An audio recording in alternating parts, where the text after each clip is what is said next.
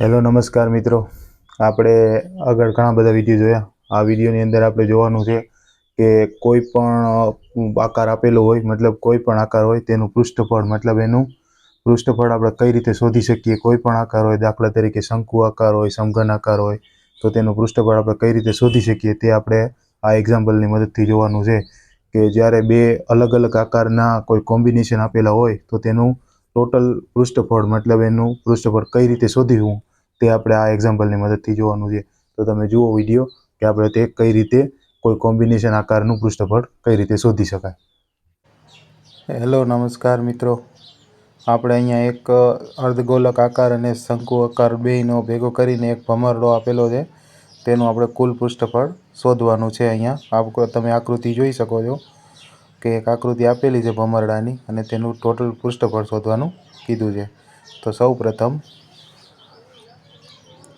ભમરડાનું cool પૃષ્ઠફળ is equal two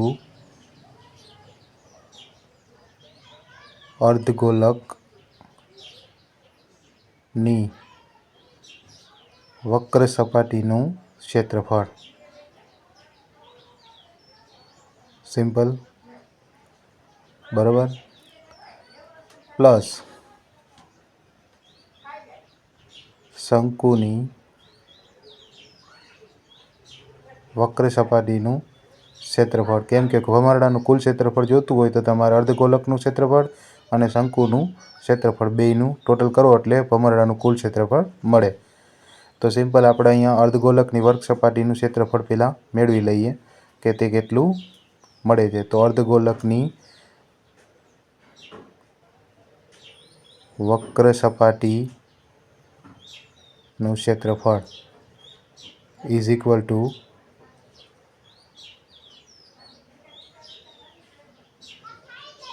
એક દૂતીયાંશ કૌંસમાં 4πr વર્ગ અર્ધગોલક માટે છે. કેમ કે અર્ધગોલક છે એટલે નકર 4πr વર્ગ હોય.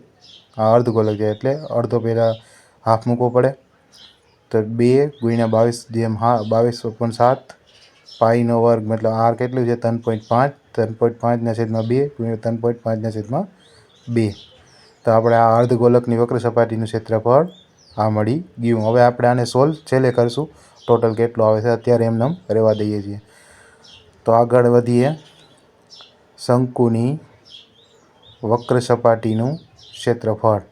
કેમ કે આપણે અર્ધગોલકની વક્ર સપાટીનું ક્ષેત્રફળ અને શંકુની વક્ર સપાટીનું ક્ષેત્રફળ ટોટલ કરશું તો અહીં આપણે ભમરડાનું ક્ષેત્રફળ મળશે. તો શંકુની વક્ર સપાટીનું ક્ષેત્રફળ is equal two πr/l. Simple, આ રીતે થાય. હવે આપણે આની અંદર જોવો તમે તો તમારા આગળ શંકુ માટે આર નથી અને એલ પણ નથી. તો તે પહેલાં આપણે શોધી લઈએ શંકુની ઊંચાઈ. તો શંકુની ઊંચાઈ કેટલી છે? તો ભમરડાની કુલ ઊંચાઈ માઇનસ અર્ધગોલકની લંબાઈ. કેમ કે ભમરડાની કુલ ઊંચાઈ છે તેમાંથી અર્ધગોલકની લંબાઈ બાદ કરો તો તમને શંકુ છે એની ઊંચાઈ મળે કે તે કેટલી છે. તો ભમરડાની કુલ ઊંચાઈ છે 5 સેન્ટીમીટર માઇનસ 3/2 એટલે ટોટલ આવશે 3.25 સેન્ટીમીટર. આપણા શંકુની ઊંચાઈ મળી ગઈ. હવે આપણે શંકુની તિર્યક ઊંચાઈ, બરાબર છે, કે તિર્યક ઊંચાઈ મતલબ એલ કેટલી છે તે આપણે શોધીએ. શંકુની તિર્યક ઊંચાઈ L is equal two √r² + h². આ એનું સૂત્ર છે એલ માટે. કેમ કે L² is equal two r² + h² થાય. તો 3/2² પ્લસ h કેટલું છે તો કે 3.25². સિમ્પલ, આ રીતે હોય. હવે તમે એનું અહીંયાથી આપણે આપી દઈએ તો કેટલા મળે? 3.7 સેન્ટીમીટર. આનું વર્ગમૂળ તમે કાઢો તો સિમ્પલ, અહીંયા એમને લખી દીધું છે, તમે કાઢીને જોઈ શકો છો કે 3.7 સેન્ટીમીટર જ મળે છે. હવે આપણે આગળ વધીએ. તો શંકુની વક્ર સપાટીનું ક્ષેત્રફળ આપણે શોધવું પડશે. કેમ કે આપણે ભમરડાનું કુલ ક્ષેત્રફળ જોઈએ છે. તો શંકુની વક્ર સપાટીનું ક્ષેત્રફળ is equal to pi R વર્ગ પાઈ આર એલ. તો પાઈ ઇઝ ઇક્વલ ટુ 22/7. આરની વેલ્યુ છે 3.5/2 એને ગુણ્યા 3.7 સેન્ટીમીટર વર્ગ. આ શંકુની વક્ર સપાટીનું ક્ષેત્રફળ આપણે સિમ્પલ શોધી લીધું. આને પણ આપણે આગળ જ સોલ્વ કરશું કે આ કેટલું આવે છે. તો હવે આપણે સિમ્પલ ભમરડાનું કુલ ક્ષેત્રફળ જોઈએ છે તે આપણે અહીંયા મૂકશું. તો અહીંયા આપણે જોઈ લઈએ કે વક્ર સપાટીનું ક્ષેત્રફળ મળી ગયું અને ઉપર ઓલું ક્ષેત્રફળ પણ આપણે અર્ધગોલકનું પણ મળી ગયું હતું. હવે આપણે ભમરડાનું કુલ ક્ષેત્રફળ મતલબ કુલ પૃષ્ઠફળ ઇઝ ઇક્વલ ટુ 2 ગુણ્યા 22/7 3.5/2 ગુણ્યા 3.5/2. આ આપણે અર્ધગોલકની વક્ર સપાટીનું ક્ષેત્રફળ લખ્યું છે એને પ્લસ આ શંકુની વક્ર સપાટીનું ક્ષેત્રફળ 22/7 ગુણ્યા 3.5/2 ગુણ્યા 3.7 આ રીતે થાય સેન્ટીમીટર વર્ગ.